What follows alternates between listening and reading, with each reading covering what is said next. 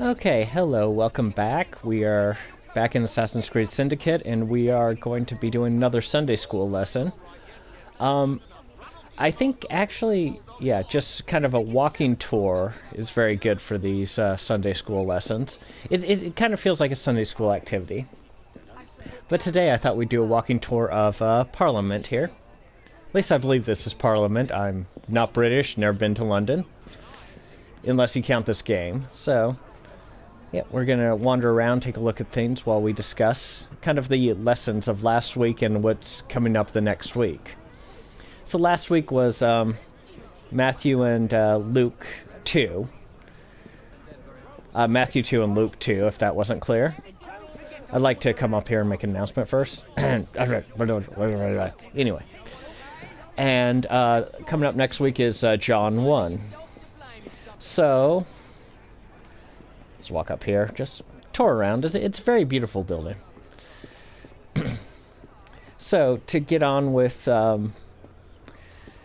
So, I think, like I said before, let me clarify it again if you haven't seen my previous Sunday school one.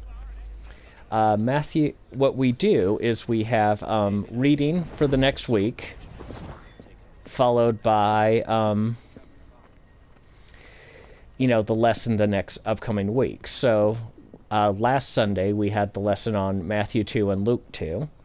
And previously, or for next week, I've read and studied John 1 and asked several questions about it. So, discussion in the lesson. This is like going through a museum on a Sunday. That's one of the reasons why I'm picking kind of Assassin's Creed. You can kind of wander through a park or Parliament and look at the paintings and discuss religion. It seems good to me. So, regardless, what I took away from the lesson on was actually from the book of Luke 2. Ooh, lovely picture. Or lovely sculpture, I should say. So, was all the people that visited Christ around his birth to honor him. There are essentially two groups of people and two individual people that visited him. The two groups... See, I don't think I can get in this way, can I? No. The two groups of people were, of course, the shepherds and the wise men. The shepherds on the night of Christ's birth were visited by an angel and came and visited Christ and paid honor to him and then spread the word about his birth around, which was pretty cool. Now, the shepherds, or the wise men, I should say, there's a lot of misconceptions about them, or there's a lot of stuff that is assumed that we don't know for sure about them. One of the things that we just don't really know is how many there are. It's generally assumed there are 3 because of the 3 gifts they bring, but we really don't know. If you ever want to read a really good book about Christ and Christ's life, there's a book published in 1905 written by James E. Talmage. It's from the point of view of the Church of Jesus Christ of Latter-day Saints. But it's a really good look at Christ's life. But he stated, he was did a lot of research. He did a lot of research into it, and he said that we don't know the exact number of the wise men, but it was more than likely between 2 and 5 people. And one of the things that a lot of people forget is that they didn't show up on the night of Christ's birth. They didn't show up until a couple of years later. We're not sure entirely how many years later, but a few years is what we discover. It's presumed to be 2 or under, just simply because when Herod, after they didn't return to tell him location of a child, ordered the deaths of all the children, he gave basically anyone ages 2 and under were to be killed. So it's generally presumed about 2 years, but we don't really know for sure. So yep, they showed up, and one of the things that was brought up in the lesson that I hadn't thought of before was that their gifts could have financed the Mary and Joseph's flee to Egypt. Considering that one of the gifts was actually gold, that seems likely, but we don't know for sure. We probably, it's just there's just a lot of information we don't know, but it's just kind of interesting to talk about that. But the two that struck with me were the two individual people that people either don't remember or don't talk about as much. And those would be Simeon and Anna. So this also didn't take place on the night. It was 8 days after Christ's birth. He was taken to the temple to be circumcised and blessed. And there was a man there named Simeon. And Simeon, we don't know precisely how old he was or any of the details like that. It was... all we know about him is that he was promised that he would see the Messiah before he died. And let's see, I'll go. Is there a door here? Did I come out that way? Yeah, I came out the other way. So it's presumed that he's older, but he could have been young and sickly or something like that. But he was inspired to go to the temple that day, and he got to hold the baby Jesus and actually blessed him. And there's an aspect of the blessing that I thought was kind of interesting. And it was discussed a lot in it, where it talks about, that there would be just all the good he would do to the world and all the people who would benefit from his life, but also that he would, there would be a certain degree of emotional things that would happen, that Mary herself would be pierced, as with a sword. And most people kind of take that to interpret that, Mary would, there would be a certain degree of suffering going on there from Mary. And I think, that is a likely interpretation, but it also occurred to me that there could be another meaning to that. So this is just, gospel according to VG philosophy here. It's just my theory, is that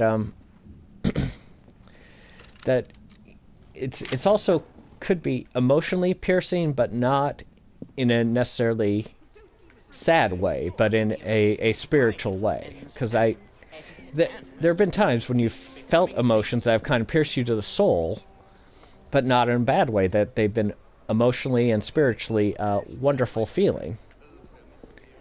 And I don't think I can get through this door, but let's try. Nope, can't get through this door. And I think that was part of what the blessing was saying, that it would be emotionally, it would happen, she would feel emotional about it, but it would also be piercing, as in a good way, in a spiritually, emotionally good way, not just, you would be hurt by this, but that you would, it would be a positive experience as well. I'm not sure if I'm making myself very clear on that, but it just occurred to me that you would be pierced like a sword, but it wouldn't be a bad thing. It would be, or it wouldn't be just, sad because of the bad stuff that happened, but it would just be, there would be a spiritually pierced and feel happy. So that was just my thought on that one. Now the second person, they also saw at the let's see, we'll go this way. The second person who saw Christ was a woman named Anna at the temple, who was described as a prophetess in the Bible. Now, I've had that just modern people who are nowadays interpret that not as a prophetess in the sense of a female prophet, but a prophetess in the sense of being someone who works at the temple. So she was essentially a temple worker, was how they interpreted that. I think this leads outside, so yeah, we'll walk around the outside for a little while. Okay, yeah, very nice, okay, we'll go this way. It's very pretty here. So, who also saw and testified of Christ in the temple. She is described as being quite old, but someone who was constantly going to the temple and working at the temple. So, yeah, we tend to forget them. We remember the shepherds and the wise men, but we tend to forget Simeon and Anna. And, before I move on, just one additional thing we talked about with the shepherds. And this was this was just what somebody had heard. This is an actual gospel or actually verified. But the shepherds themselves were actually...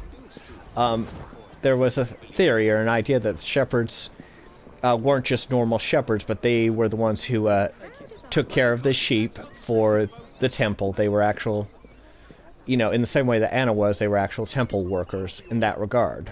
They took care of the sheep and lambs that would be sacrificed.